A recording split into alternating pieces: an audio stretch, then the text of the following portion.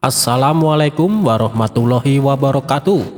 Apa kabar sahabat Al-Fatah yang dimuliakan Allah? Semoga kita dalam keadaan sehat, dilimpahkan rezekinya dan diberikan keberkahan dunia dan akhirat. Amin ya robbal alamin.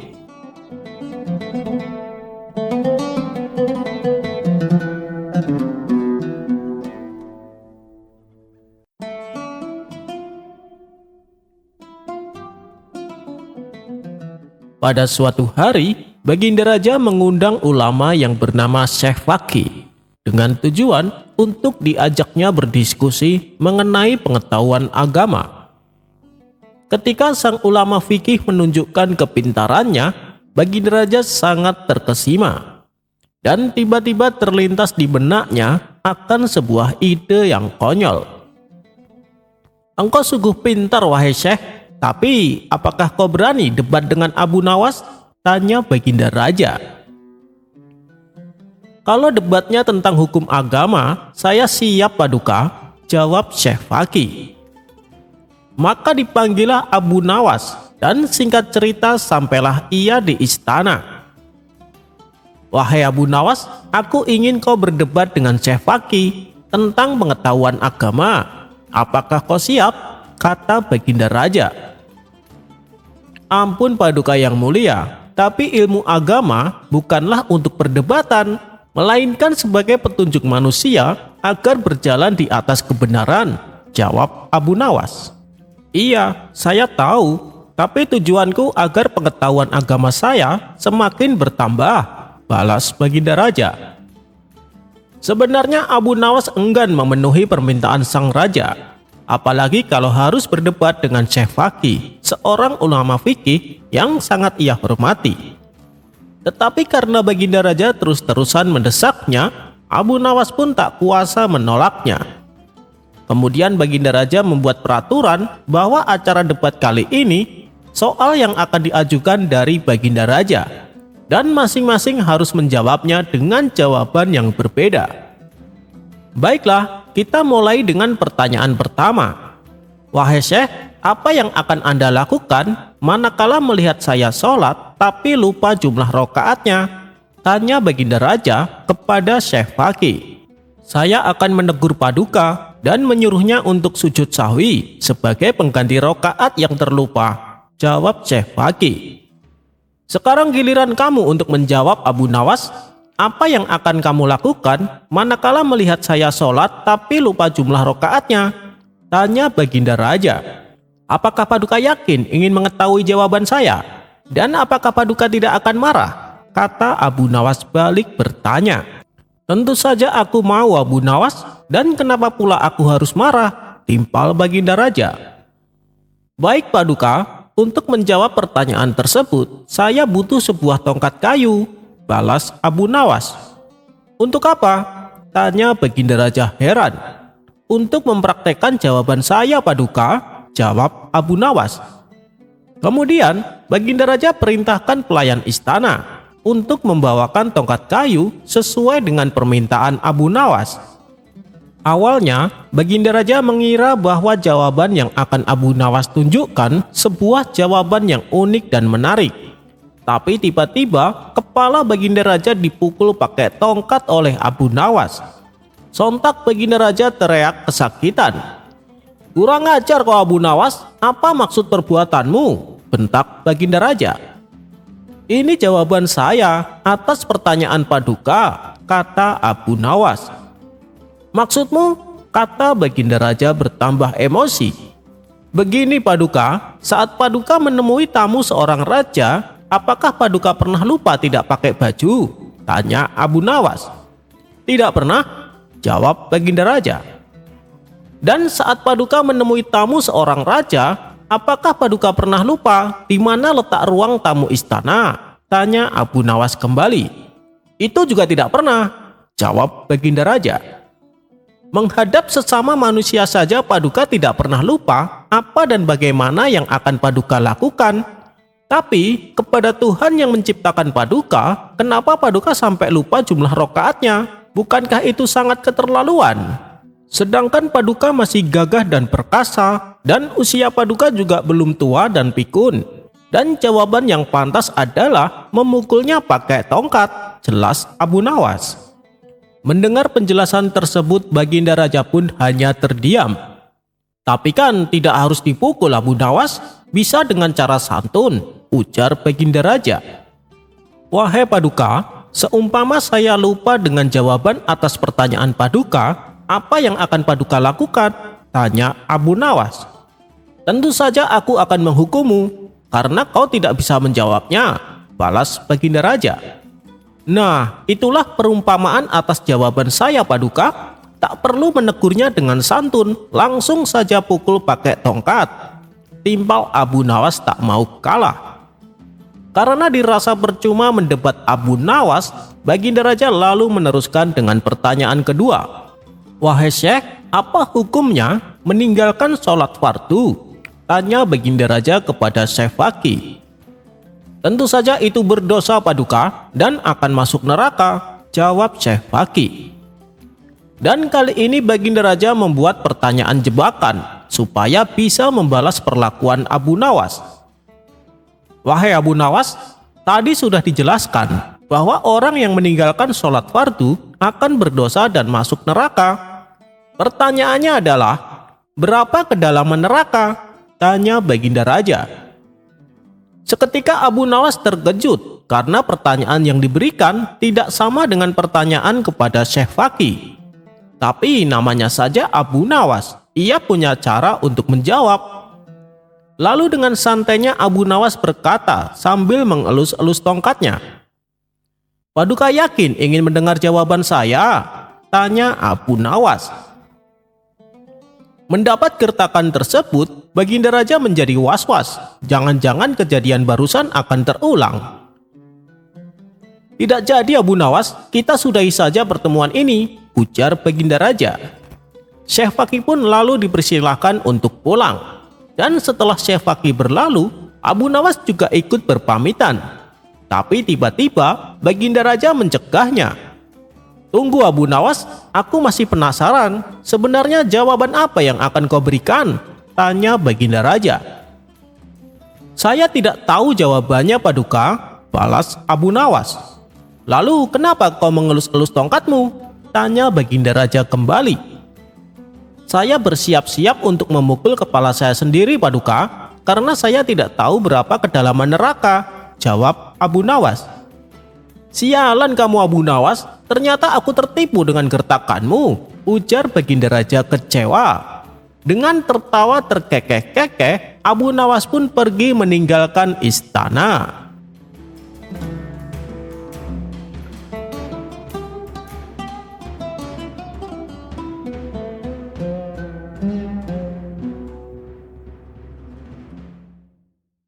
Dikisahkan, ada seorang pemuda yang tidak mempercayai adanya alam akhirat.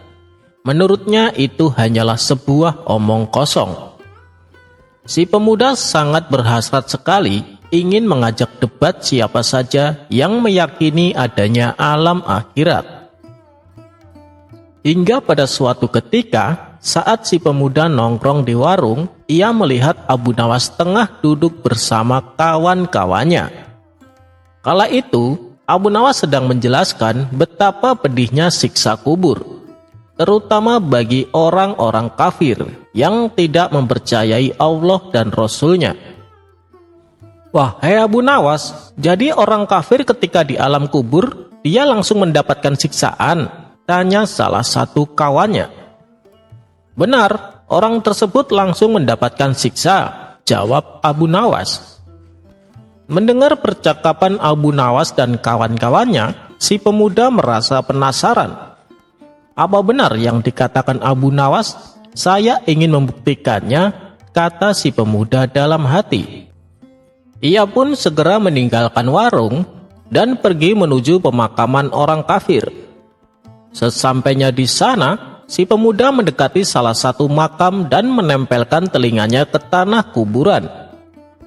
Namun setelah sekian lama, si pemuda tak mendengar apapun. Dasar Abu Nawas, ia pandai sekali berdusta.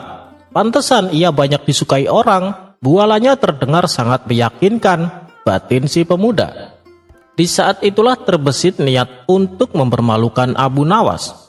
Ini saat yang tepat untuk mengajaknya berdebat. Akan aku permalukan dia di depan orang-orang, ucap si pemuda. Maka ia pun langsung beranjak dari pemakaman dan kembali menuju warung untuk menemui Abu Nawas dan kawan-kawannya. Setelah tiba di hadapan Abu Nawas, si pemuda berkata, "Hei Abu Nawas, barusan aku dari kuburan orang kafir. Kau bilang, katanya orang kafir di alam kubur mereka disiksa oleh malaikat, tapi aku sama sekali tidak mendengar apapun. Tidak ada suara tangisan ataupun jeritan. Ceritamu tentang siksa kubur hanyalah dongeng semata Abu Nawas, tidak bisa dibuktikan." Mendengar perkataan si pemuda yang tiba-tiba sempat membuat Abu Nawas terkejut. "Wahai anak muda, kemarilah, duduklah bersama kami. Biar nanti saya jelaskan," ajak Abu Nawas sambil tersenyum. Si pemuda pun mendekati Abu Nawas dan duduk tepat di sampingnya. "Jadi kamu tidak percaya adanya akhirat?"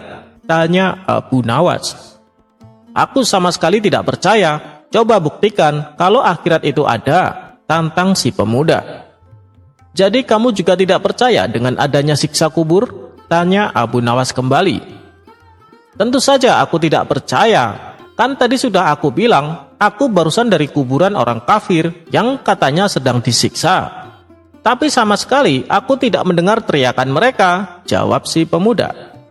"Wahai anak muda, ada yang perlu kamu ketahui, bahwa antara alam dunia, alam kubur, dan alam akhirat itu dimensinya berbeda-beda. Tidak mungkin bergabung menjadi satu," terang Abu Nawas. "Itu sih hanya alasanmu saja Abu Nawas, karena kamu tidak bisa membuktikan ucapanmu," balas si pemuda. "Baiklah, saya akan bertanya kepadamu. Apakah kamu pernah tidur di samping kawanmu? Dan dalam tidurmu kamu memimpikan sesuatu?" tanya Abu Nawas. "Ya, saya pernah. Memangnya kenapa?" jawab si pemuda.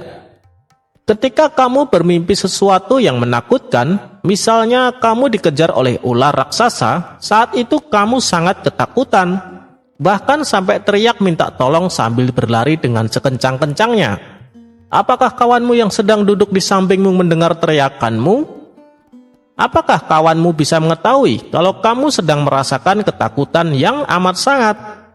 Justru yang kawanmu tahu ketika melihatmu, dia menganggap kamu sedang tertidur pulas. Padahal waktu itu kamu sedang ketakutan dan butuh pertolongan. Itulah contoh gambaran saat kamu mendatangi kuburan orang kafir. Yang kamu lihat mereka terlihat begitu tenang. Padahal mereka sedang mengalami siksaan yang begitu dahsyat," kata Abu Nawas menjelaskan. Mendengar hal itu, si pemuda pun hanya terdiam. Dalam hati ia membenarkan apa yang diterangkan oleh Abu Nawas.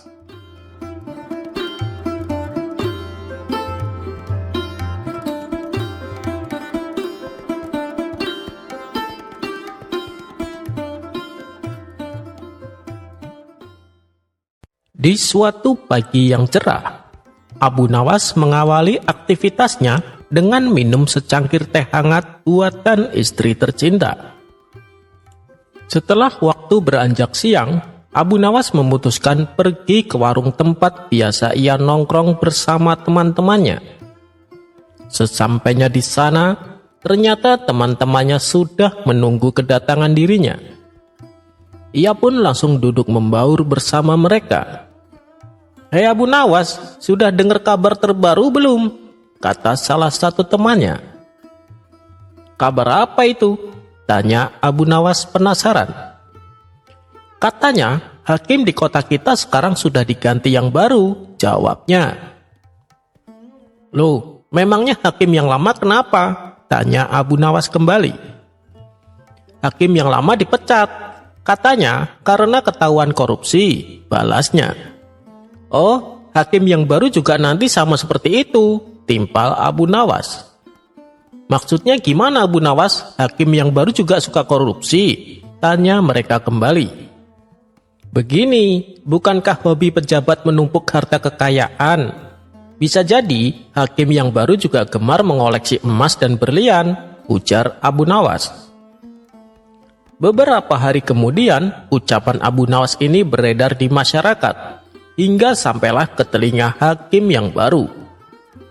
Mendengar itu, sang hakim menjadi geram. Ia ingin memberi pelajaran kepada Abu Nawas. Sang hakim lalu memerintahkan beberapa prajurit untuk menangkap Abu Nawas. Mengetahui bahwa dirinya akan ditangkap, Abu Nawas segera kabur bersembunyi di hutan. Di sana, ia terus memikirkan bagaimana caranya supaya bisa lepas dari hukuman. Setelah merenung agak lama, muncullah ide cemerlang. Aku sudah tahu caranya. Lebih baik aku ke rumah Tuan Hakim sekarang juga, pikir Abu Nawas.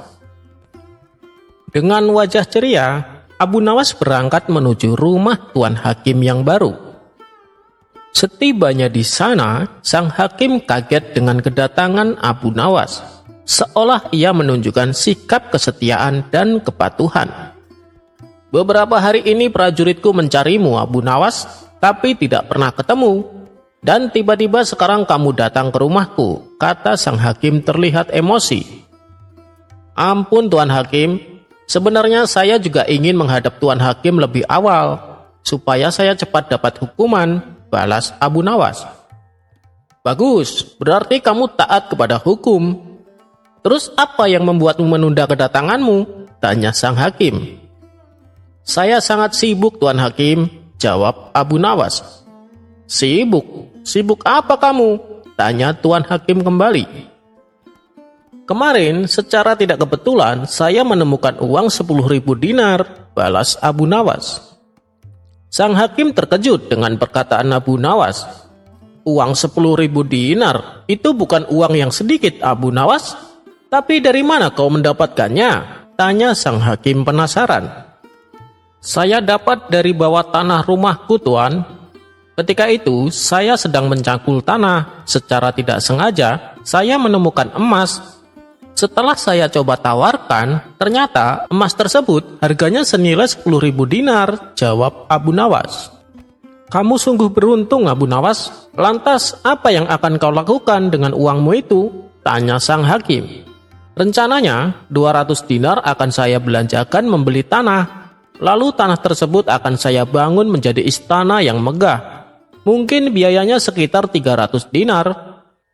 Kemudian, saya akan membeli perlengkapan untuk istana saya, seperti kursi mewah, karpet yang mahal, dan jubah kebesaran.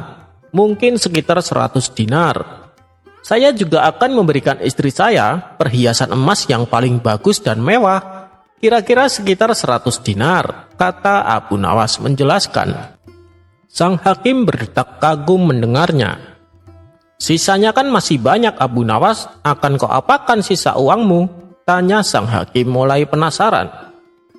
Saya akan membagikan 100 dinar buat orang-orang miskin di kota ini, jawab Abu Nawas. Lalu sisanya buat apa lagi? Kan masih banyak Abu Nawas, tanya sang hakim semakin penasaran. Oh iya, saya akan memberikan Tuan Hakim 1.000 dinar. Sebagai hadiah atas kebaikan Tuan menata kota ini, ucap Abu Nawas. Mendengar itu, sang hakim langsung terbinar-binar. Raut wajah bahagia terlihat jelas pada diri sang hakim. Oh iya Tuan, lalu bagaimana dengan hukuman saya? Saya datang ke sini untuk siap dihukum Tuan, tanya Abu Nawas memancing. Sudahlah, lupakan saja Abu Nawas. Lagian, saya juga sudah tidak marah sama kamu, saut Tuan Hakim. Benarkah Tuan? Apakah saya tidak salah dengar? Tanya Abu Nawas memastikan. Benar Abu Nawas, saya sudah memaafkanmu. Kamu bebas dari hukuman, ujar sang hakim.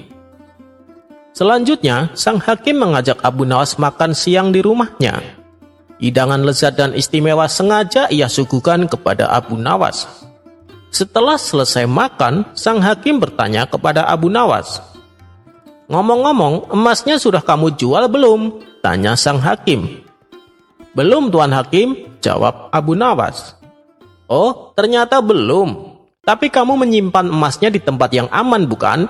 Tanya sang hakim kembali. Nah, itu yang jadi masalahnya, Tuan. Sewaktu saya kebingungan mencari tempat yang aman, istri saya membangunkanku dari tidur. Saat aku terbangun, aku tak menemukan apapun di tanganku ini. Semua karena kesalahan istri saya, Tuan. Coba kalau membangunkan setelah saya menyimpan emasnya, pasti emas itu akan aman, tutur Abu Nawas.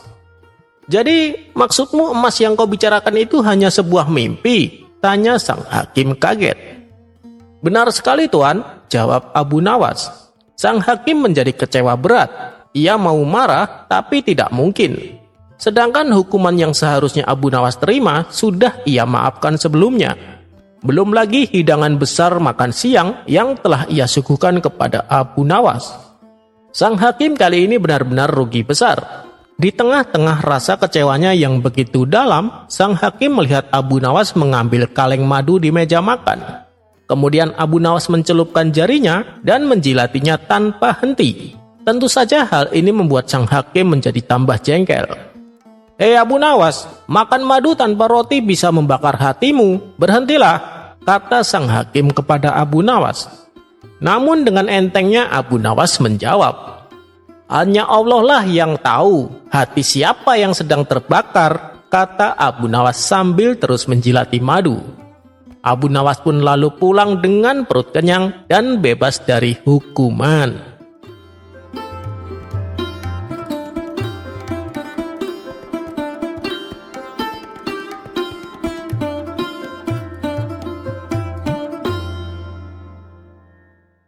Diceritakan ada seorang pemuda yang taat beribadah. Setiap malam ia tak pernah ketinggalan sholat tahajud. Bahkan dari pagi sampai sore, ia habiskan waktunya hanya untuk beribadah di dalam masjid. Kabar tentang kealiman si pemuda pun tersebar sampai ke seluruh Baghdad.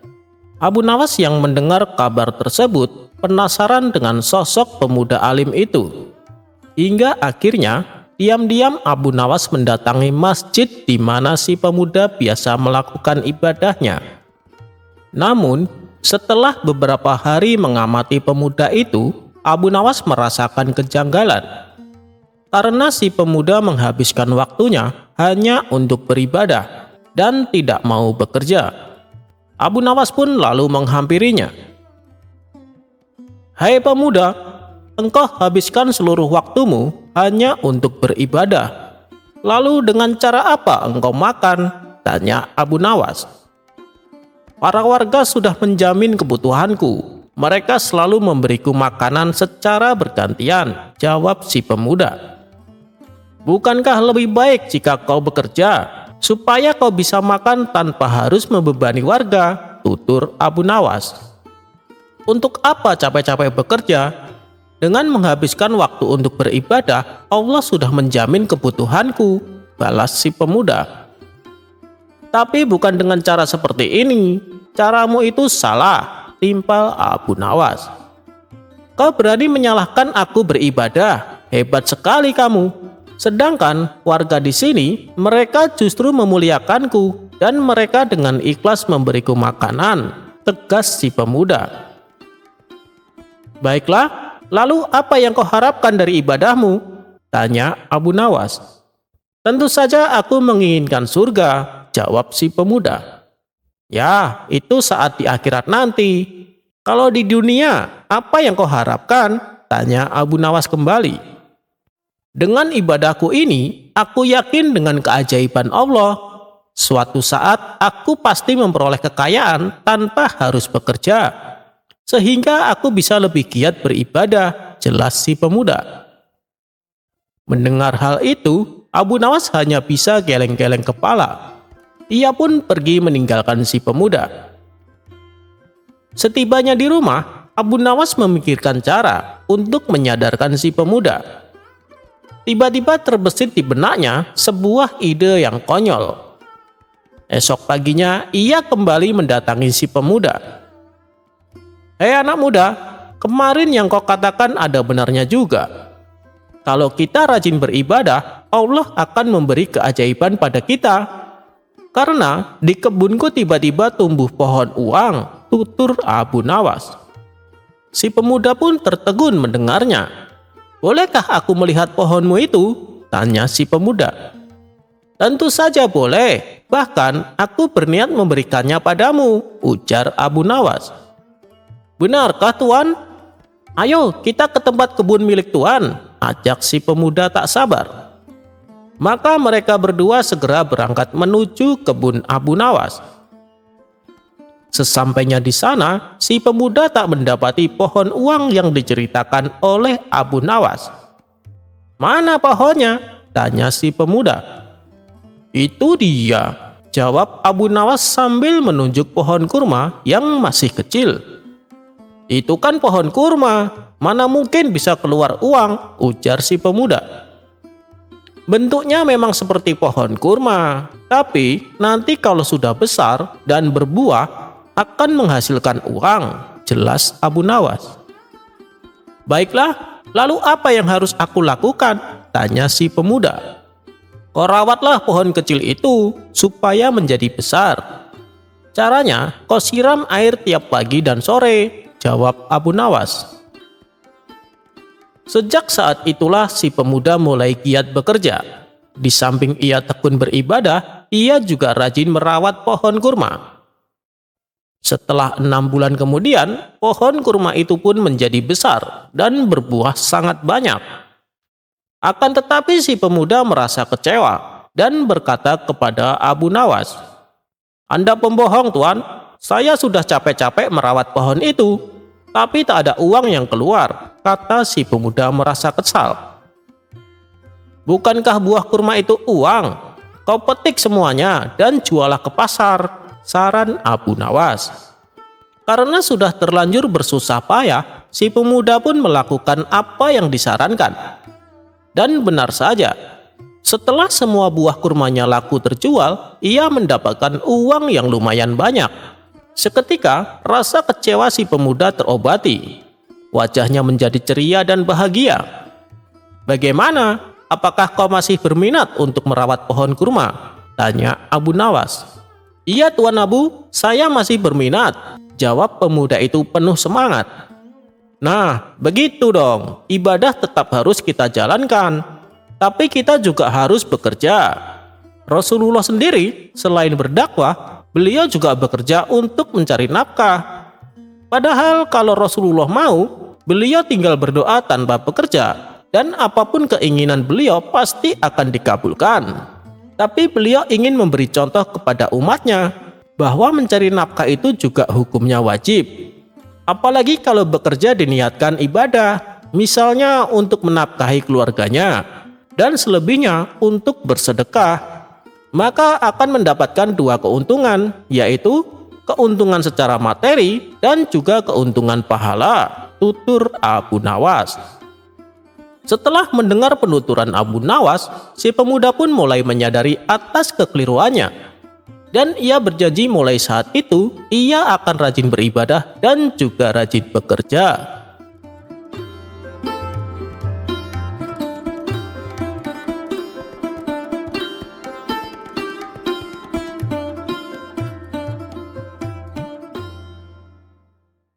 Kisah Abu Nawas sukarela masuk ke penjara.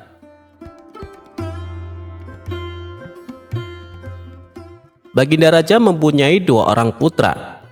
Yang pertama bernama Al-Amin dan yang kedua bernama Al-Ma'mun. Al-Amin ternyata sangat bodoh dan pemalas, sedang Al-Ma'mun terkenal rajin dan pintar dalam bidang ilmu sastra.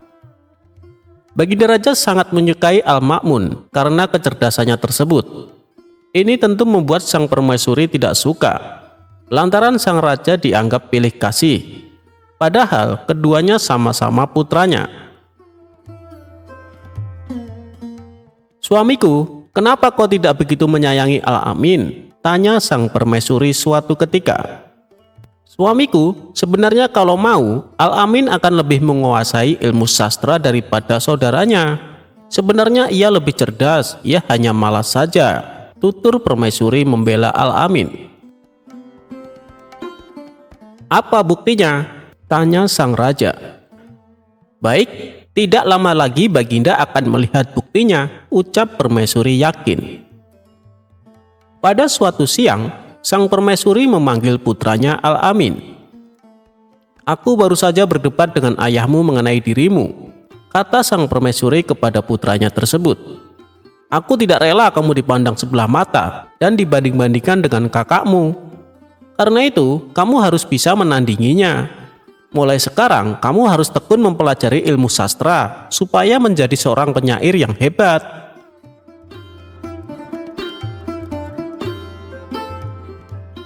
Sorenya Al-Amin pergi meninggalkan istana menuju ke sebuah tempat yang sunyi.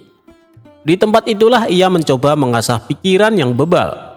Ia berusaha menulis bait-bait syair tanpa seorang guru atau tanpa bimbingan siapapun. Beberapa minggu kemudian, setelah merasa mampu menguasai ilmu sastra dan menulis bait-bait syair, Al-Amin pulang ke istana.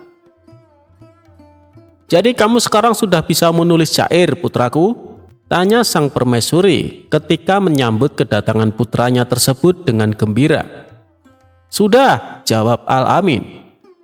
Kalau begitu, biar besok aku panggil Abu Nawas untuk menguji karya syairmu.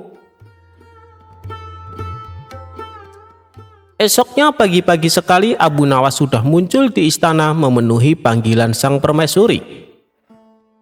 Abu Nawas, coba kamu dengarkan karya syair putraku ini, kata sang permaisuri dengan bangga. Baik, silakan, kata Abu Nawas. Al-Amin lalu membacakan beberapa bait syair sebagai berikut.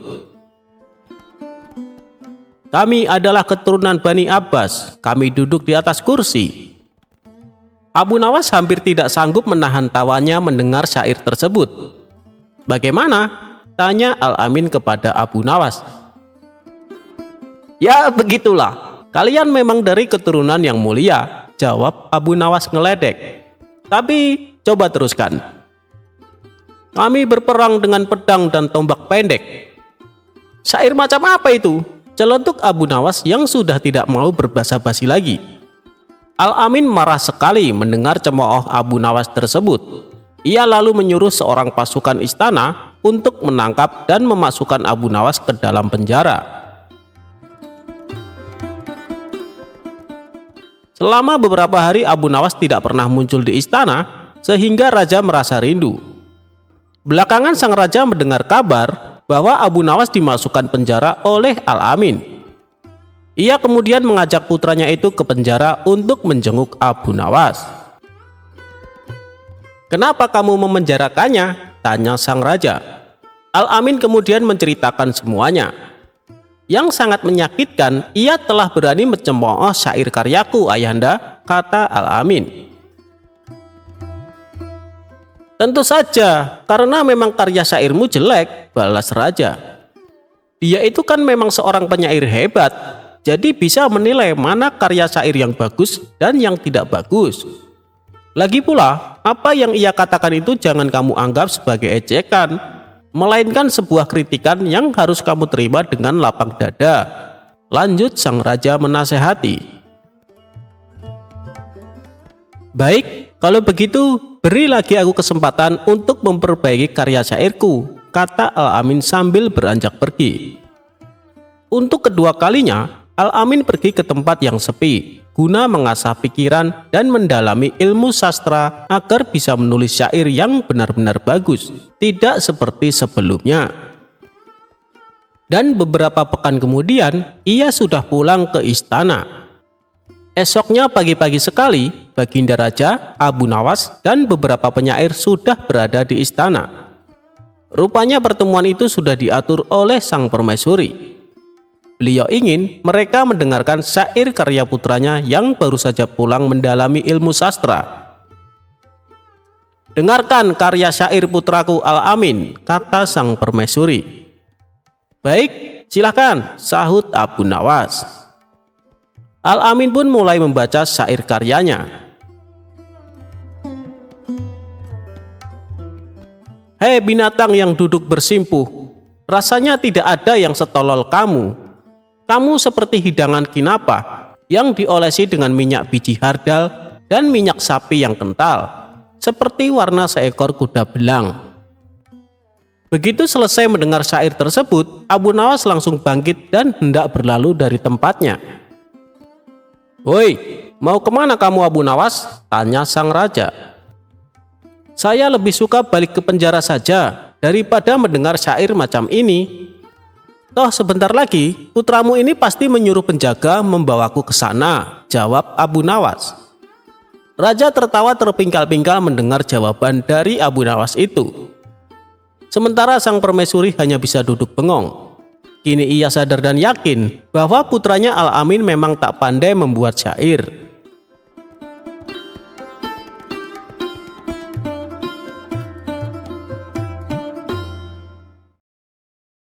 Jangan pernah menitipkan uang dengan Abu Nawas jika tidak mau rugi.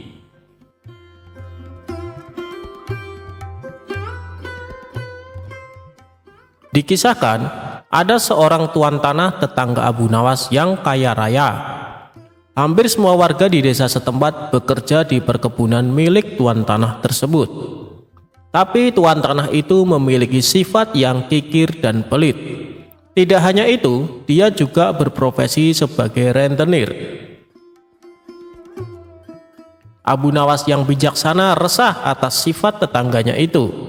Dia berpikir keras bagaimana cara agar sang tuan tanah bertobat dan tidak melakukan profesinya itu. Setelah perenungan yang dalam, ide cemerlang Abu Nawas muncul. Keesokan harinya, Abu Nawas menemui kawan-kawannya yang sedang asyik tongkrongan di warung. Dia bercerita, "Semalam aku mendapatkan wangsit dalam mimpiku yang tidak bisa aku tolak." "Apa isi wangsit itu, wahai Abu Nawas?" timpal salah satu kawan Abu Nawas. "Wangsit itu, apapun yang dititipkan padaku akan beranak," sahut Abu Nawas. "Maksudnya apa, wahai Abu Nawas?" tanya kawan-kawannya.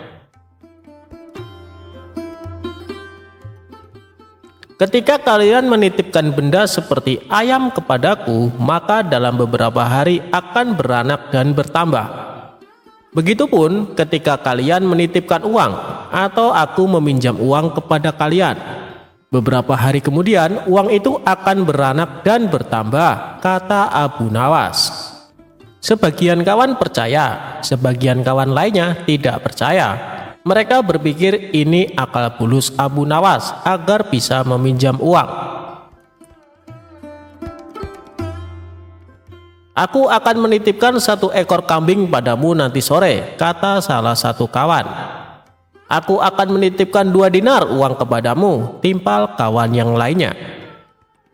Ternyata setelah 5 hari berlalu, kambing dan uang yang dititipkan kepada Abu Nawas benar-benar beranak. Dari kambing 1 ekor dikembalikan menjadi 5 ekor. Begitupun uang yang dititipkan. Dari 2 dinar dikembalikan menjadi 5 dinar. Berita kehebatan Abu Nawas ini tersebar luas ke penduduk desa. Berita itu sampai pada telinga tuan tanah yang pelit dan berprofesi sebagai rentenir. Suatu hari, tuan tanah bersama para pengawalnya mendatangi rumah Abu Nawas. Dia menanyakan, "Wahai Abu Nawas, adakah keperluan yang kamu butuhkan kepadaku? Katakan saja, nanti aku bantu, jangan sungkan-sungkan." "Maaf tuan tanah, sepertinya saat ini saya tidak sedang membutuhkan apa-apa," kata Abu Nawas. "Baiklah, nanti kalau kamu perlu apa-apa, datanglah kepadaku, jangan sungkan-sungkan," timpal tuan tanah dengan senyum yang ramah. Kemudian berlalu meninggalkan Abu Nawas.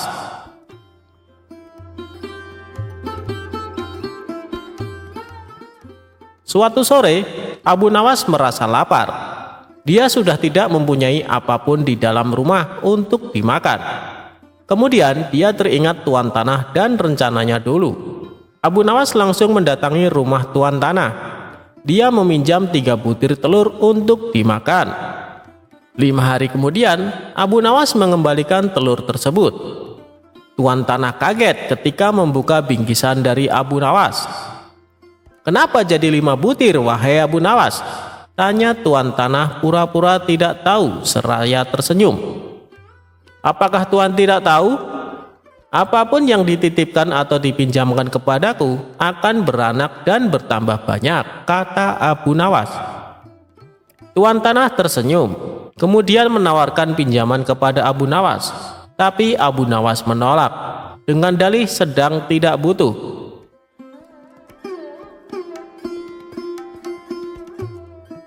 Beberapa hari kemudian, Abu Nawas kembali ke rumah tuan tanah. Abu Nawas hendak meminjam uang 1000 dinar. Jumlah itu terbilang sangat banyak. Dengan uang itu, tuan tanah bisa menggaji semua karyawan-karyawannya. Tuan tanah langsung membuka berangkas uangnya, lalu menyerahkan sejumlah uang yang dibutuhkan Abu Nawas.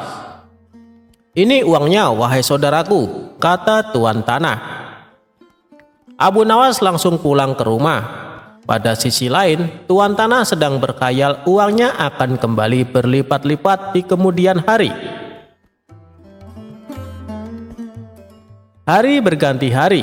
Tuan tanah tidak sabar menunggu Abu Nawas mengembalikan uangnya dengan jumlah yang berlipat ganda. Tidak terasa 5 hari berlalu. Abu Nawas tidak kunjung datang. 1 bulan kemudian, Abu Nawas juga tidak mengembalikan uang milik tuan tanah. "Wahai Abu Nawas, sudah 1 bulan saya menantimu, tapi kamu tidak datang juga ke rumahku," kata tuan tanah. "Oh iya tuan, sebenarnya saya akan ke rumah tuan, namun saya sangat sibuk. Berhubung tuan sudah ada di rumah saya, sekalian ada yang ingin saya bicarakan," kata Abu Nawas beralasan. "Tidak apa-apa saudaraku, silakan, apa yang ingin kau bicarakan?" timpal tuan tanah. "Sebenarnya uang yang tuan pinjamkan kepadaku boro-boro beranak. 3 hari kemudian malah mati tidak tersisa," terang Abu Nawas. "Apa maksudmu Abu Nawas?" tanya tuan tanah sambil emosi. "Kamu mau mempermainkanku ya?" sambung tuan tanah. "Tidak tuan, tapi itulah kenyataannya," kata Abu Nawas. Tidak terima dengan itu, tuan tanah melaporkan Abu Nawas kepada pengadilan. Ia menuntut Abu Nawas agar dihukum karena telah menghilangkan uang dengan jumlah yang sangat besar. Saat keduanya dihadapkan pada hakim, tuan tanah berkata, "Wahai hakim yang mulia, Abu Nawas telah menipuku. Katanya uang yang dipinjamkan kepadanya akan beranak. Tapi kenyataannya dia tidak sepeser pun mengembalikan kepadaku. Saya minta Abu Nawas dihukum," katanya. Hakim kemudian bertanya kepada Abu Nawas, "Apakah benar seperti itu, wahai Abu Nawas?" tanya hakim. "Wahai hakim yang mulia, saya tidak menipu dia sama sekali," kata Abu Nawas. "Lalu kenapa kamu tidak mengembalikan uangnya?" tanya hakim. "Dari awal sudah aku katakan kepadanya, wahai hakim, apapun yang dititipkan kepadaku akan beranak. Dan kebetulan uang yang ia titipkan kepadaku bukannya beranak tapi malah mati. Aku tidak mungkin mengembalikannya karena telah mati. Bukankah sesuatu yang beranak pasti bisa mati?" kata Abu Nawas menjelaskan. Sang hakim manggut-manggut dan membenarkan perkataan Abu Nawas. "Memang segala sesuatu yang beranak cepat atau lambat akan mati," kata hakim. Dengan ini, Abu Nawas dibebaskan dari segala tuntutan dan tidak berkewajiban mengembalikan uang tanah.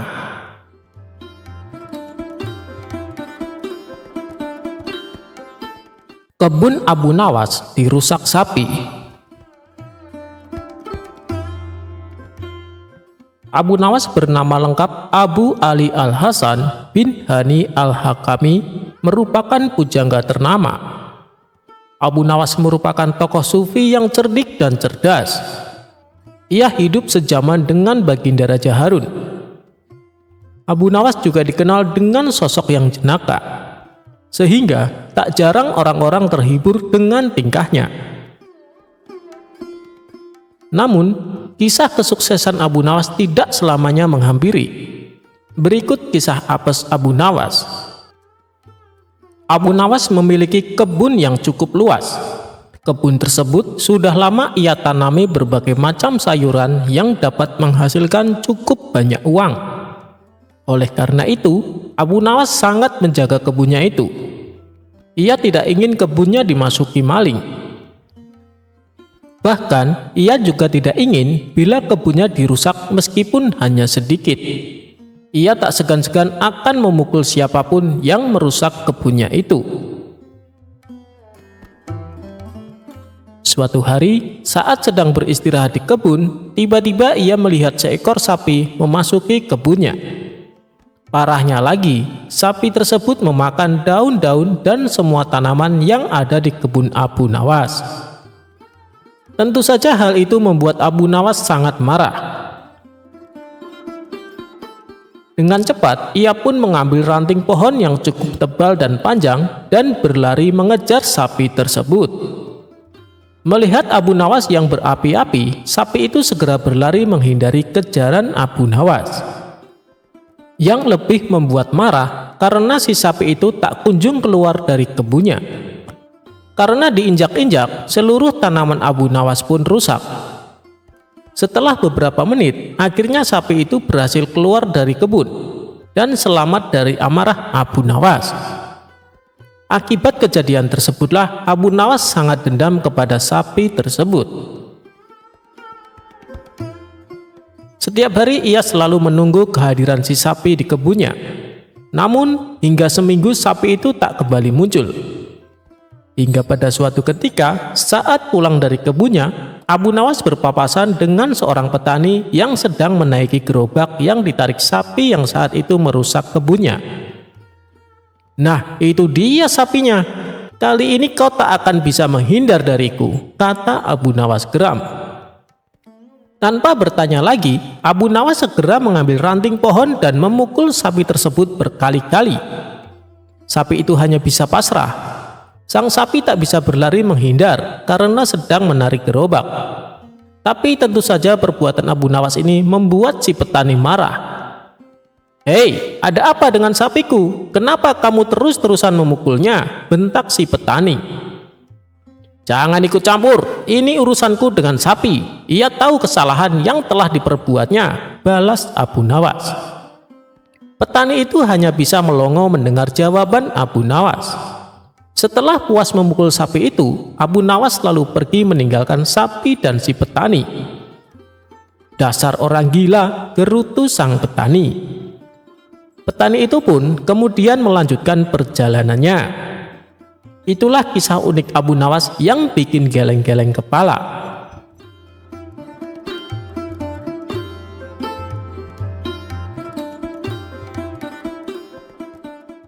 Kisah Abu Nawas tipu dibalas dengan tipu.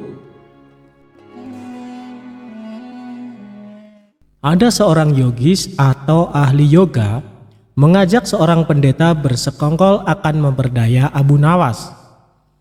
Setelah mereka mencapai kata sepakat, mereka berangkat menemui Abu Nawas di kediamannya. Ketika mereka datang, Abu Nawas sedang melakukan sholat duha. Setelah dipersilahkan masuk oleh istri Abu Nawas, mereka masuk dan menunggu sambil berbincang-bincang santai. Seusai sholat, Abu Nawas menyambut mereka. Abu Nawas dan para tamunya bercakap-cakap sejenak. "Kami sebenarnya ingin mengajak engkau melakukan pengembaraan suci. Kalau engkau tidak keberatan, bergabunglah bersama kami," kata ahli yoga. "Dengan senang hati. Lalu kapan rencananya?" tanya Abu Nawas polos. "Besok pagi," kata pendeta. "Baiklah, kalau begitu kita bertemu di warung teh besok," kata Abu Nawas menyanggupi. Hari berikutnya mereka berangkat bersama. Abu Nawas menggunakan jubah seorang sufi, ahli yoga dan pendeta memakai seragam keagamaan mereka masing-masing. Di tengah jalan mereka mulai diserang rasa lapar karena mereka memang sengaja tidak membawa bekal. "Hei Abu Nawas, bagaimana kalau engkau saja yang mengumpulkan derma guna membeli makanan untuk kita bertiga? Karena kami akan mengadakan kebaktian," kata pendeta. Tanpa banyak bicara, Abu Nawas berangkat mencari dan mengumpulkan derma. dari dusun satu ke dusun yang lain. Setelah derma terkumpul, Abu Nawas membeli makanan yang cukup untuk 3 orang. Abu Nawas kembali ke pendeta dan ahli yoga dengan membawa makanan. Karena sudah tak sanggup menahan rasa lapar, Abu Nawas berkata kepada mereka, "Mari segera kita bagi makanan ini sekarang juga," kata Abu Nawas. "Jangan sekarang, kami sedang berpuasa," kata ahli yoga. "Tetapi aku hanya menginginkan bagianku saja, sedangkan bagian kalian terserah pada kalian," kata Abu Nawas menawarkan jalan keluar. "Aku tidak setuju, kita harus seiring seirama dalam berbuat apapun," kata pendeta. "Betul, aku pun tidak setuju karena waktu makanku besok pagi. Besok pagi aku baru akan berbuka," kata ahli yoga. "Bukankah aku yang engkau jadikan alat pencari derma? Dan derma itu sekarang telah kutukarkan dengan makanan ini. Sekarang kalian tidak mengizinkan aku mengambil bagian sendiri. Itu tidak masuk akal," kata Abu Nawas mulai merasa jengkel. Namun begitu pendeta dan ahli yoga tetap bersikeras tidak mengizinkan. Abu Nawas mengambil bagian yang menjadi haknya. Abu Nawas penasaran, ia mencoba sekali lagi meyakinkan kawan-kawannya agar mengizinkan ia memakan bagiannya. Tetapi mereka tetap saja menolak. Abu Nawas benar-benar merasa jengkel dan marah. Namun Abu Nawas tidak memperlihatkan sedikitpun kejengkelan dan kemarahannya. "Bagaimana kalau kita mengadakan perjanjian?" kata pendeta kepada Abu Nawas. "Perjanjian apa?" tanya Abu Nawas. "Kita adakan lomba. Barang siapa di antara kita bermimpi paling indah, maka ia akan mendapat bagian yang terbanyak. Dan yang kedua lebih sedikit. Dan yang terburuk akan mendapat paling sedikit," pendeta itu menjelaskannya. Abu Nawas setuju. Ia tidak memberi komentar apa-apa. Malam semakin larut, embun mulai turun ke bumi. Pendeta dan ahli yoga mulai mengantuk dan tidur. Abu Nawas tidak bisa tidur, ia hanya berpura-pura tidur. Setelah merasa yakin kawan-kawannya sudah terlelap, Abu Nawas menghampiri makanan itu. Tanpa berpikir 2 kali, Abu Nawas memakan habis makanan itu hingga tidak tersisa sedikit pun. Setelah merasa kekenyangan, Abu Nawas baru bisa tidur. Keesokan hari mereka bangun hampir bersamaan. Ahli yoga dengan wajah berseri-seri mulai bercerita, "Tadi malam aku bermimpi memasuki sebuah taman yang mirip sekali dengan nirvana. Aku merasakan kenikmatan yang belum pernah kurasakan sebelumnya dalam hidup ini," kata ahli yoga. Pendeta mengatakan bahwa mimpi ahli yoga benar-benar menakjubkan. Betul-betul luar biasa. Kemudian giliran pendeta menceritakan mimpinya. "Aku seolah-olah menembus ruang dan waktu, dan ternyata memang benar. Aku secara tidak sengaja berhasil menyusup ke masa silam, di mana pendiri agamaku masih hidup. Aku bertemu dengan beliau, dan yang lebih membahagiakan lagi adalah aku diberkatinya," kata pendeta dengan wajah berseri-seri. Ahli yoga juga memuji-muji kehebatan mimpi pendeta. Abu Nawas hanya diam. Ia bahkan tidak merasa tertarik sedikit pun. Karena Abu Nawas belum juga buka mulut, pendeta dan ahli yoga mulai tidak sabar untuk tidak menanyakan mimpi Abu Nawas. "Kalian tentu tahu Nabi Daud alaihissalam. Beliau adalah seorang nabi yang ahli berpuasa. Tadi malam aku bermimpi berbincang-bincang dengan beliau. Beliau menanyakan apakah aku berpuasa atau tidak. Aku katakan, aku berpuasa karena aku memang tidak makan sejak dini hari. Kemudian beliau menyuruhku segera berbuka karena hari sudah malam. Tentu saja aku tidak benar-benar mengabaikan perintah beliau. Aku segera bangun dari tidur dan langsung menghabiskan makanan itu," kata Abu Nawas tanpa perasaan bersalah sedikit pun. Sambil menahan rasa lapar yang menyayat-nyayat, pendeta dan ahli yoga saling berpandangan satu sama lain. Kejengkelan Abu Nawas terobati. Kini mereka sadar bahwa tidak ada gunanya coba-coba mempermainkan Abu Nawas. Pasti hanya akan mendapat celaka sendiri.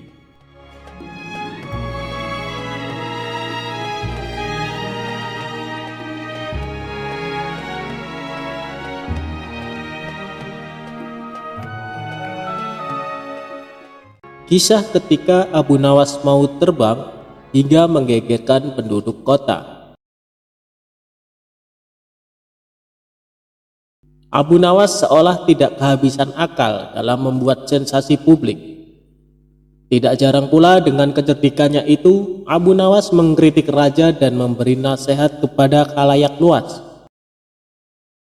Suatu hari, Abu Nawas sesumbar kalau dirinya ingin terbang. Sontak pernyataan Abu Nawas itu menyebar ke penjuru kota dan menjadi bahan pergunjingan semua orang. Banyak dari penduduk kota yang menganggap Abu Nawas gila dan tidak mungkin bisa melakukan niatnya. Kabar Abu Nawas mau terbang ini pun sampai ke telinga Baginda Raja. Sang raja kemudian langsung memanggil Abu Nawas ke istana untuk dimintai keterangannya.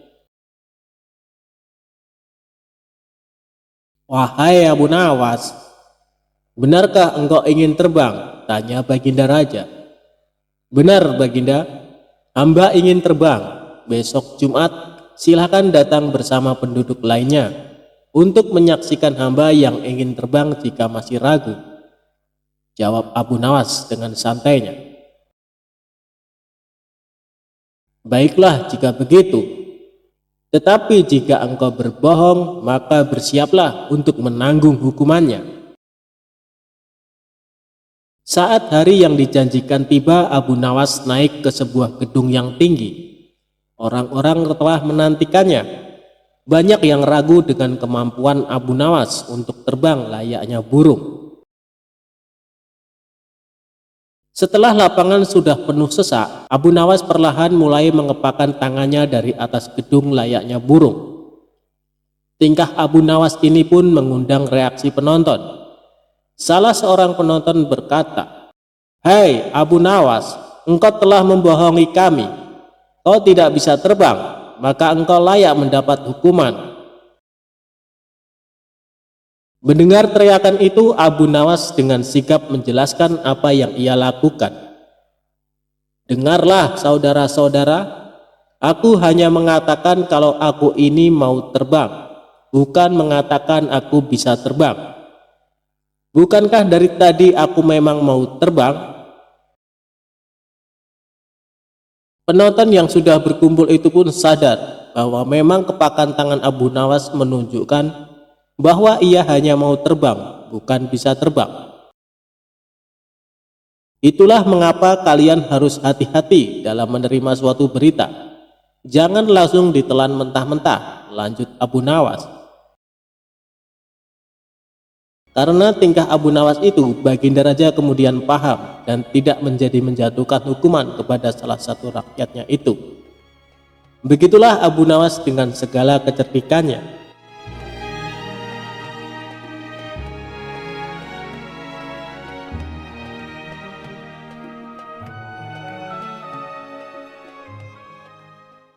Pencuri yang menyamar jadi keledai akhirnya tobat minta ampun.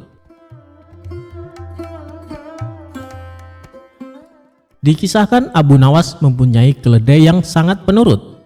Kemanapun Abu Nawas pergi selalu mengajak serta keledainya. Banyak orang mengagumi keledai milik Abu Nawas.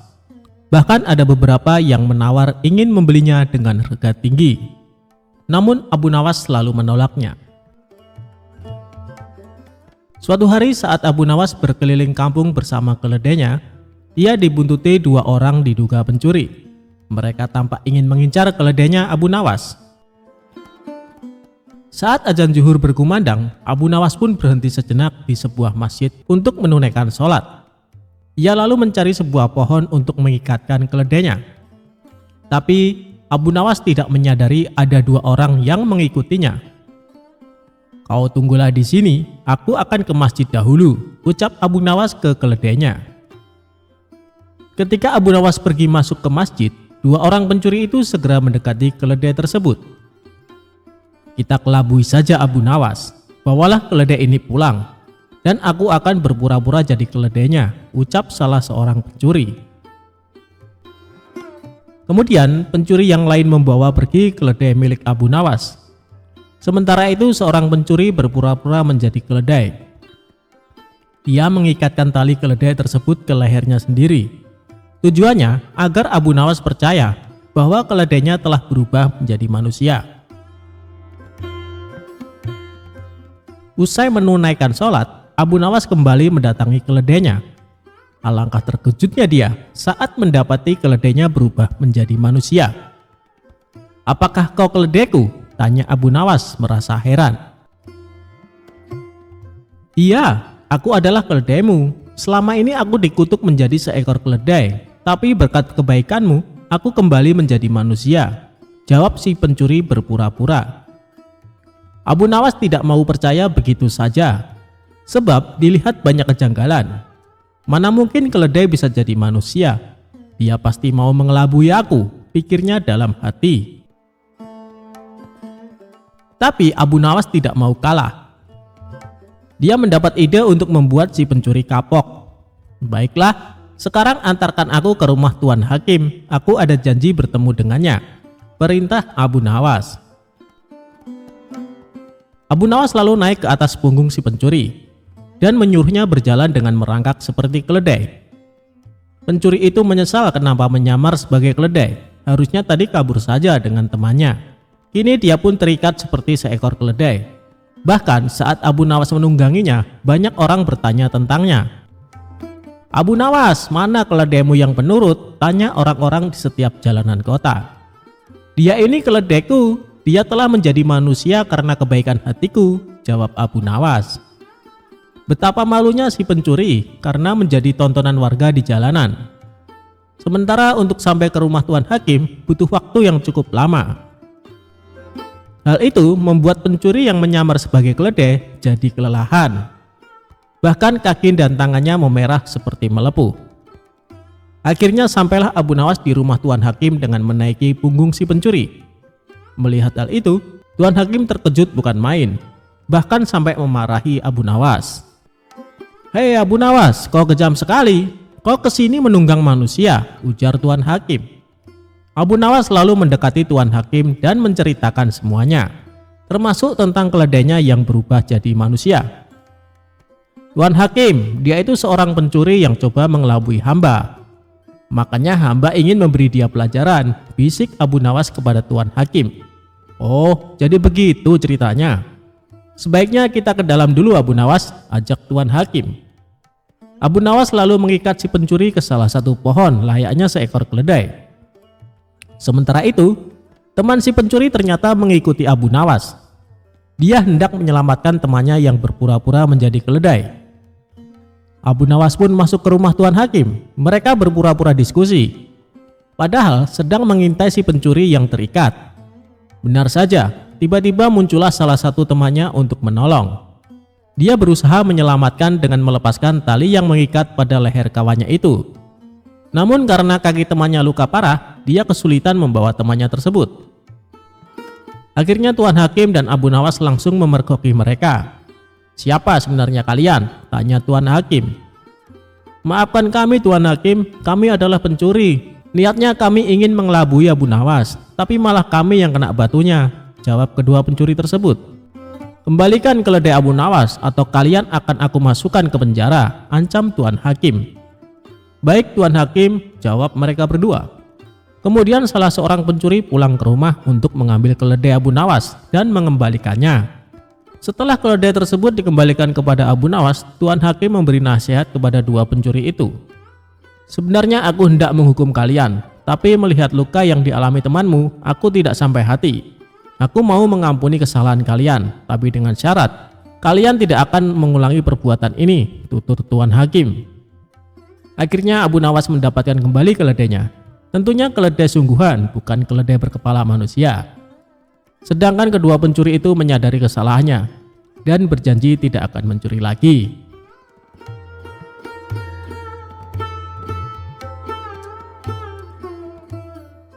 Dikisahkan ada seorang tokoh sufi yang terkenal dengan kealimannya. Ia juga disegani oleh penduduk setempat sebagai sosok ulama yang karismatik. Pada suatu ketika, Dia mendengar nama seorang tokoh sufi dari Baghdad yang sering bersikap nyeleneh dan terkadang dianggapnya menyalahi syariat. Tokoh sufi tersebut bernama Abu Nawas. Meskipun demikian, Abu Nawas dianggap masyarakat sebagai tokoh sufi yang tinggi akan ilmu agamanya. Bagaimana mungkin seorang sufi yang tinggi ilmunya sering bersikap nyeleneh dan melanggar syariat? Pikir sang sufi merasa heran. Karena penasaran, ia pun berencana untuk pergi ke Baghdad menemui Abu Nawas. Maka pergilah ia ke kota Baghdad dan mencari alamat rumahnya. Setelah bertanya kepada beberapa warga, akhirnya sampailah ia di kediaman Abu Nawas.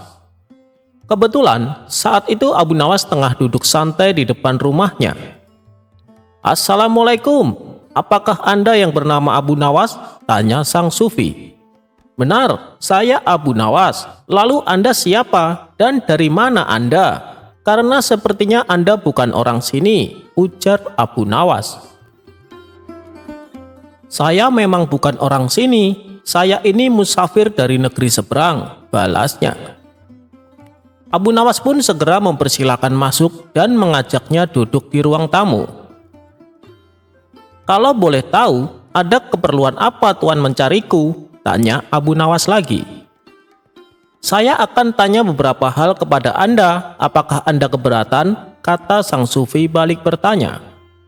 "Oh, tentu saja tidak. Apa yang ingin Anda tanyakan?" ucap Abu Nawas mempersilahkan.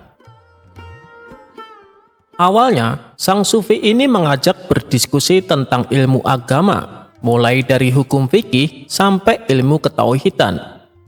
Mendengar cara bicara dan pengetahuannya, barulah Abu Nawas menyadari bahwa tamu yang dihadapannya adalah seorang ulama berilmu tinggi. "Wahai Abu Nawas, saya dengar Anda adalah seorang tokoh sufi yang katanya berwawasan luas tentang agama. Tapi saya juga dengar Anda sering bersikap nyeleneh dan terkadang menyalahi syariat," kata sang sufi. Abu Nawas hanya tersenyum mendengar perkataan tamunya tersebut. "Lalu apa yang membuat Anda risau? Bukankah tiap orang berhak dengan pendapatnya?" balas Abu Nawas. "Tentu saja boleh, tapi ada batas-batasnya Abu Nawas. Kalau Anda tidak menguasai suatu perkara, akan lebih bijak bila memilih diam," tutur sang sufi. "Jadi tujuan Anda datang kemari hanya untuk menceramai saya dan menegur saya?" tanya Abu Nawas. "Tujuan saya ke sini untuk menyambung silaturahmi sesama muslim dan saling mengingatkan manakala saudara muslimnya bersikap salah," jawab sang sufi. "Lalu, apa yang akan kau dapatkan dari perbuatanmu itu?" tanya Abu Nawas kembali. "Tentunya ini bernilai ibadah Abu Nawas. Insya Allah dengan banyak ibadah kita akan masuk surga," jawab sang sufi. "Kamu tidak akan masuk surga," balas Abu Nawas. "Kenapa kau katakan itu? Bukankah manusia yang rajin beribadah seperti sholat, puasa, dan zikir akan masuk surga?" tanya sang sufi. "Ya, tetapi tidak akan masuk surga," jawab Abu Nawas enteng. "Kenapa kau berkata demikian?" "Oh iya, saya tahu. Pasti kamu akan berkata bahwa manusia akan masuk surga bukan karena ibadahnya, melainkan karena rahmat dari Allah, betul kan? Tapi untuk mendapatkan rahmat dari Allah, kita harus menjalankan perintahnya dan menjauhi larangannya, seperti menjalankan sholat, puasa, dan zikir," tutur sang sufi lagi. "Tidak juga, itu juga belum membuatmu masuk surga," jawab Abu Nawas. Mendengar hal itu, sang sufi mulai emosi. "Kamu memang benar-benar sesat Abu Nawas, kamu berani mengingkari hadis Nabi," bentak sang sufi. "Waduh, kenapa Anda buru-buru emosi? Sedangkan Anda belum mendengar penjelasan saya," balas Abu Nawas sambil tersenyum. "Baik, coba kau jelaskan. Kalau memang dengan rajin beribadah dan mendapatkan rahmat Allah, kau anggap tidak bisa masuk surga. Lalu perbuatan apa yang bisa membuat seseorang masuk surga?" tanya sang sufi menahan emosi. "Jadi begini, Anda harus mati terlebih dahulu. Tanpa kematian, mana mungkin manusia bisa masuk surga, kata Abu Nawas menjelaskan. Mendengar penjelasan tersebut, sang sufi pun langsung menjadi malu. Hal itu sama sekali tak terpikirkan olehnya. Tak ingin menahan rasa malu berkepanjangan, sang sufi lalu mohon diri untuk pamit pulang.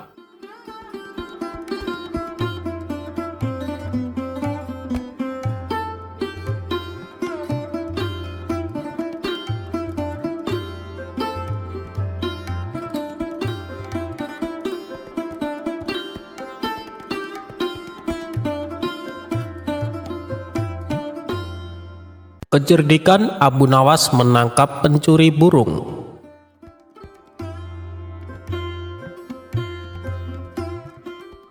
Pada suatu hari, Abu Nawas bertamu ke rumah sahabatnya yang bernama Hamid. Melihat kehadiran Abu Nawas, Hamid langsung menyambutnya dengan sukacita. "Wahai sahabatku, sudah lama kita tidak bertemu," kata Hamid sambil memeluk Abu Nawas. Mereka berdua lalu duduk dan ngobrol panjang lebar. Di sela-sela obrolannya, Abu Nawas melihat burung milik Hamid yang berada di dalam sangkar. "Wah, sekarang kamu suka pelihara burung ya, Mid? Burungnya bagus sekali," tanya Abu Nawas. "Ya Abu, sekedar untuk mengusir kejenuhan. Sudah banyak yang menawar dengan harga tinggi, tapi tidak aku berikan," jawab Hamid. "Loh, kenapa? Kan kamu dapat untung besar," tanya Abu Nawas heran. "Saya sendiri suka dengan burung itu, Abu Nawas. Sayang kalau sampai dijual," balas Hamid. Setelah waktu menjelang sore, Abu Nawas pun pamit pulang kepada sahabatnya. "Jangan sungkan-sungkan, seringlah main ke sini ya, Abu Nawas," ucap si Hamid. "Insya Allah sahabatku," balas Abu Nawas. Beberapa hari kemudian, burung si Hamid hilang dicuri. Hal itu membuat Hamid sedih. Ia bertanya kepada orang-orang, tapi tidak ada satupun yang mengetahuinya. Kemudian Hamid membuat sayembara. Barang siapa yang bisa menunjukkan pencuri burungnya akan diberi imbalan hadiah uang yang banyak. Lagi-lagi usahanya ini menemui jalan buntu. Sebab tidak ada satu orang pun yang bisa membantunya. Solusi terakhir yang ia tempuh adalah dengan meminta bantuan sahabatnya. Siapa lagi kalau bukan Abu Nawas? Maka pergilah Hamid ke rumah Abu Nawas. Sesampainya di sana, Hamid menceritakan masalah yang menimpa dirinya. "Apakah kamu punya dugaan siapa kira-kira yang mencuri burungmu?" tanya Abu Nawas. "Yang jelas orang dekat Abu Nawas, bisa jadi tetangga saya, mungkin juga kawan saya. Tapi saya tidak berani sembarangan menuduh," jawab si Hamid. Sejenak Abu Nawas terdiam. Ia terus memikirkan cara untuk menemukan pelakunya. Tidak lama kemudian muncullah ide cemerlang dari Abu Nawas. "Aku punya ide. Undang semua orang-orang terdekatmu, ajak mereka makan siang di rumahmu," perintah Abu Nawas. Mendengar itu, Hamid pun kaget. "Untuk apa Abu Nawas? Bisa jadi di antara mereka adalah pencurinya," tanya Hamid. "Jika kau ingin tahu pelakunya, turuti saja perkataanku. Jangan banyak bertanya. Biarkan aku yang bekerja," ucap Abu Nawas menegaskan. "Baiklah Abu Nawas, saya serahkan urusan ini sepenuhnya kepadamu," balas Hamid mengiyakan. Keesokan harinya, Hamid melaksanakan rencana Abu Nawas. Ia mengundang orang-orang terdekatnya. Mereka adalah tetangga Hamid dan kawan-kawan Hamid. Setelah semuanya berkumpul, mereka disuguhi hidangan makan siang. Ketika semua bercengkrama sambil menikmati hidangan makan siang, tiba-tiba Abu Nawas berdiri dan berkata, "Apakah kalian tahu kenapa kita diundang?" katanya. Mereka menjawab, "Untuk makan-makan Abu Nawas." "Ya, selain itu, Dalam rangka apa sebenarnya kita diundang? Abu Nawas kembali bertanya. Salah satu dari mereka berceletuk, dalam rangka pencurian burungnya si Hamid. Spontan para hadirin tertawa mendengar perkataan tersebut. Tepat sekali, sebenarnya Hamid sudah tahu pelakunya, ucap Abu Nawas. Apakah kalian siap untuk bersumpah bahwa kalian tidak mengambil burungnya Hamid? Tantang Abu Nawas. Suasana yang tadinya penuh gelap tawa mendadak berubah menjadi tegang. Jangan tegang begitu dong, saya hanya bercanda, ucap Abu Nawas sambil tertawa untuk meredakan suasana. Begini kawan-kawan, untuk apa pakai sumpah-sumpahan? Karena sebenarnya saya dan Hamid melihat pelakunya. Dia ada di sini bersama kalian. Mendengar hal itu, orang-orang yang berkumpul di rumah Hamid menjadi penasaran. Siapa orangnya? Kami ingin tahu, tanya mereka. Tidak perlu aku sebutkan, nanti biar aku yang akan bicara kepadanya di lain waktu, tutur Abu Nawas. Jawaban Abu Nawas membuat mereka tidak terima. Mereka protes dan berkata, tidak bisa Abu Nawas, kami harus mengetahuinya sekarang juga. Kami akan menghukum dan mengusirnya. Situasi pun semakin memanas, dan ini sesuai dengan rencana Abu Nawas. Tidak perlu kalian lakukan itu, cukup dia merasakan kepanikan dan rasa takut saja, balas Abu Nawas berpura-pura meredakan suasana. Mereka tetap saja tidak puas dengan jawaban Abu Nawas. Akhirnya mereka memilih bertanya kepada Hamid. Hei Hamid, beritahu kami siapa pelakunya, sesak mereka. Hamid pun menjawab sesuai dengan arahan Abu Nawas. Ya, memang saya dan Abu Nawas sudah mengetahui pelakunya. Namun aku kira Abu Nawas bertindak dengan bijak. Jadi biarkan dia yang atur. Jawaban Hamid malah membuat mereka semakin emosi. Kami tidak akan meninggalkan rumah ini sebelum kami mengetahui siapa pelakunya, kata mereka serempak. Baiklah, jika kalian masih bersikeras ingin mengetahuinya, saya akan menyebutkan ciri-cirinya. Pencuri itu ialah lelaki yang di kepalanya terdapat sehelai bulu burung, ucap Abu Nawas menjelaskan. Para hadirin akhirnya senang. Mereka saling melirik satu sama lain. Namun ada satu orang yang nampak tegang, dia menaruh tangannya di atas kepala dan mulai meraba-raba rambutnya untuk mencari sehelai bulu burung. Di saat itulah Abu Nawas langsung berteriak dan menunjuk orang tersebut. Dia pelakunya, dia yang telah mencuri burungnya Hamid. Orang itu tidak bisa mengelak, terpaksa ia mengakui perbuatannya. Singkat cerita, burung Hamid akhirnya bisa ditemukan. Sebagai rasa terima kasihnya, Hamid memberikan sejumlah uang kepada Abu Nawas.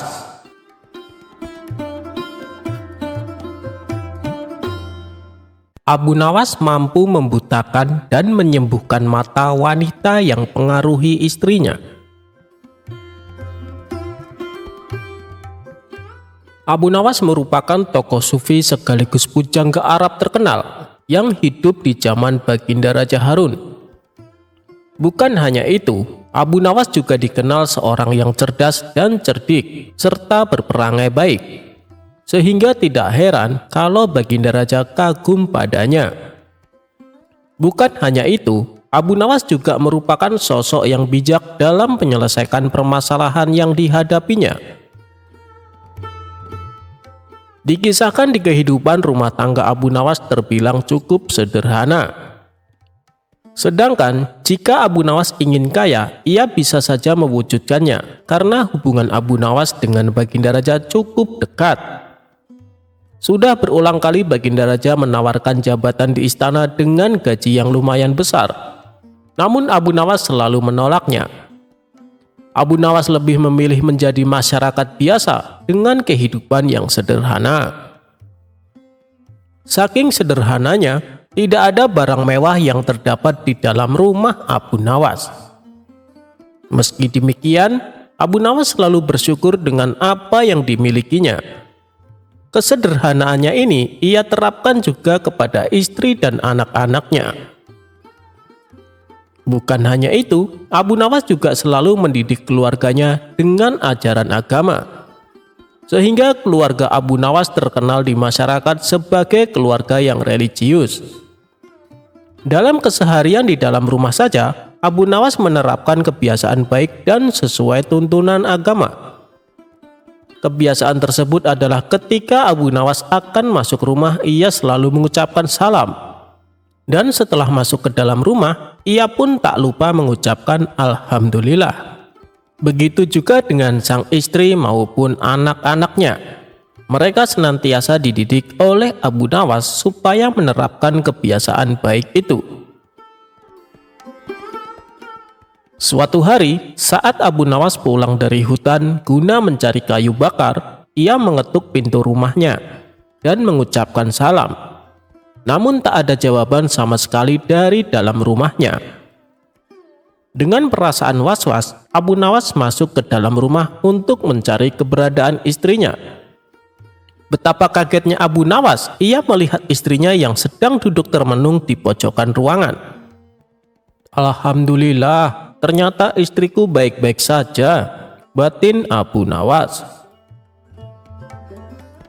Tapi Abu Nawas heran, kenapa sang istri tidak membalas salamnya. Wahai istriku, kenapa kau tidak menjawab salamku? Tanya Abu Nawas. Sang istri hanya terdiam, tatapan matanya seperti sedang memandang kegundahan. Melihat perubahan sikap istrinya, membuat Abu Nawas pun cemas. Ada apa denganmu, wahai istriku? Mengapa tiba-tiba kamu seperti ini? Tanya Abu Nawas khawatir. Sang istri lalu menoleh ke arah Abu Nawas dengan mata yang berkaca-kaca. Wahai suamiku, orang-orang yang dekat dengan Baginda Raja semuanya hidup enak, kebutuhannya selalu terpenuhi, sedangkan kita, sampai kapan kita akan terus begini? Sekiranya engkau mau menemui Baginda Raja dan meminta jabatan di istana, pasti Baginda Raja akan dengan senang hati memberimu jabatan sebagai hakim dan engkau akan menerima gaji yang besar. Dengan begitu, kehidupan kita akan tercukupi. Apapun kebutuhan yang kita inginkan pasti akan terwujud, tutur sang istri. Perkataan istrinya itu membuat Abu Nawas kaget. Kenapa kau bicara seperti itu? Tidak tahukah engkau dengan hari perhitungan di akhirat kelak bila kita hidup dalam kemewahan? Hal itu justru akan menjadi beban kita saat ditanya dari mana kita mendapatkan dan dikemanakan harta kita yang banyak itu, ujar Abu Nawas.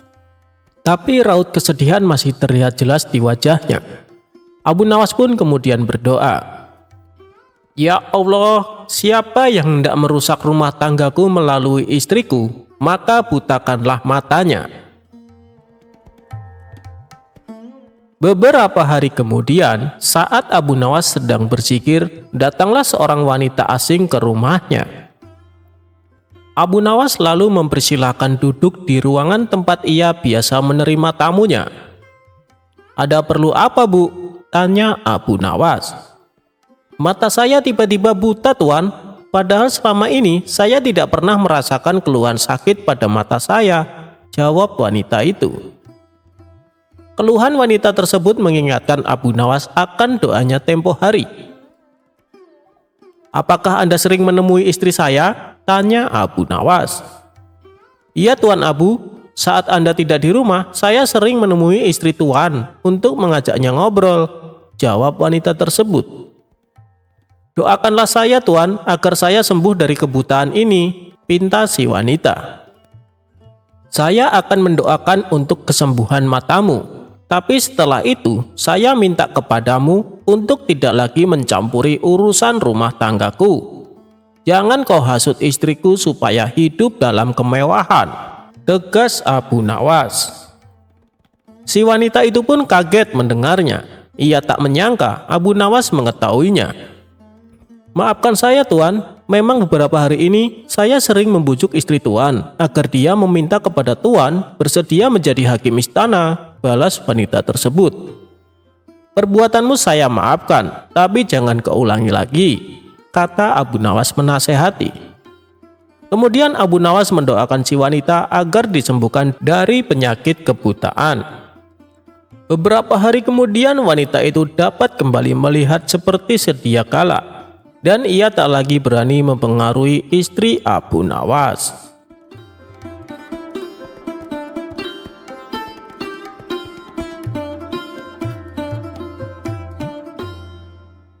Berbagi buah dan berkah yang tak terduga.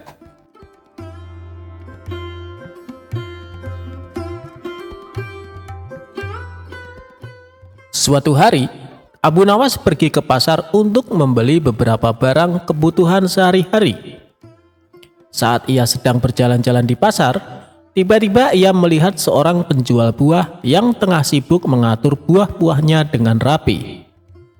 Abu Nawas yang iseng pun mendekati penjual buah tersebut dan bertanya, "Pak penjual, bolehkah saya mencoba buah ini sebelum membelinya?" Penjual buah dengan ramah menjawab, "Tentu saja Pak, silahkan mencoba." Abu Nawas pun mengambil satu buah apel dari tumpukan buah dan memakannya dengan lahap. Setelah beberapa saat, ia mencicipi buah pir, lalu buah anggur, dan seterusnya. Ia terus mencoba buah-buahan tersebut tanpa berniat membelinya. Melihat tingkah Abu Nawas yang mencicipi buah tanpa berniat membeli, penjual buah tersebut mulai kesal. Ia berkata dengan sedikit kesal, "Maaf Pak, Anda sudah mencicipi hampir semua buah yang saya punya. Boleh saya tahu apakah niat Anda membeli buah atau hanya mencoba-coba saja?" Abu Nawas yang cerdik dengan santai menjawab, "Oh, maaf Pak. Sebenarnya saya sedang mencari buah yang paling enak untuk diberikan kepada istri saya. Saya ingin memastikan bahwa buah yang saya beli benar-benar lezat sehingga istri saya senang. Tapi sepertinya semua buah yang Bapak jual sangat enak, saya bingung memilihnya." Penjual buah awalnya kesal, tetapi kemudian ia tersenyum mengerti. Ia berkata, "Baiklah Pak. Jika begitu saya akan memberikan harga spesial untuk Anda." Abu Nawas pun tertawa sambil berkata, "Terima kasih Pak, ternyata mencicipi buah-buah ini memberikan manfaat yang baik. Sekarang saya tahu bahwa semuanya enak." Keduanya tertawa bersama. Dan akhirnya Abu Nawas membeli beberapa buah dari penjual tersebut. Ia pulang dengan senang hati, membawa buah-buah lezat untuk istri tercintanya.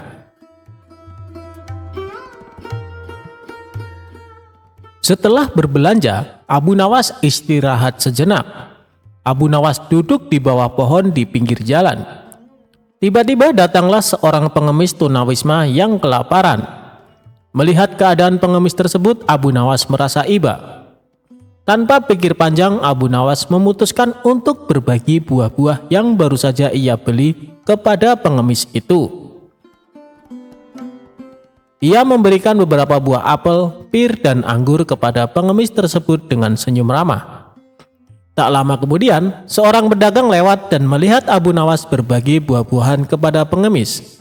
Pedagang tersebut terkesan dengan perbuatan Abu Nawas yang begitu dermawan. Ia mendekati Abu Nawas dan berkata, "Hei sahabatku, aku melihat apa yang kau lakukan tadi. Kau begitu baik hati dan penuh kepedulian terhadap sesama. Bolehkah aku menawarkan sebuah pekerjaan padamu?" Abu Nawas terkejut, namun tertarik dengan tawaran tersebut. Ia menjawab dengan rasa ingin tahu. "Tentu, apa pekerjaan yang kau maksud?" Pedagang itu tersenyum dan menjawab, "Aku memiliki toko buah dan membutuhkan seorang yang pandai dalam memilih buah-buahan berkualitas. Dilihat dari cara kau mencicipi buah-buah di pasar, aku yakin kau memiliki keahlian dalam hal itu. Aku ingin mengajakmu untuk bekerja denganku."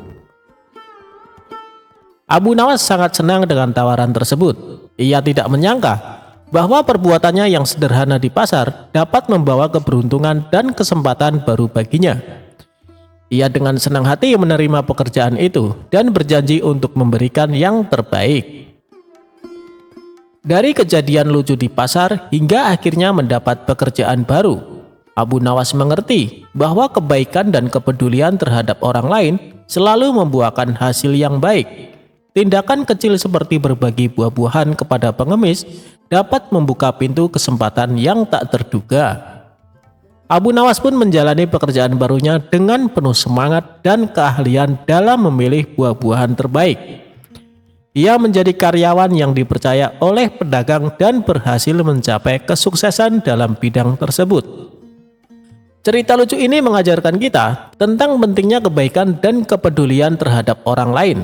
Tindakan kecil yang dilakukan dengan tulus dapat membawa dampak positif dalam hidup kita, bahkan membawa keberuntungan dan peluang baru.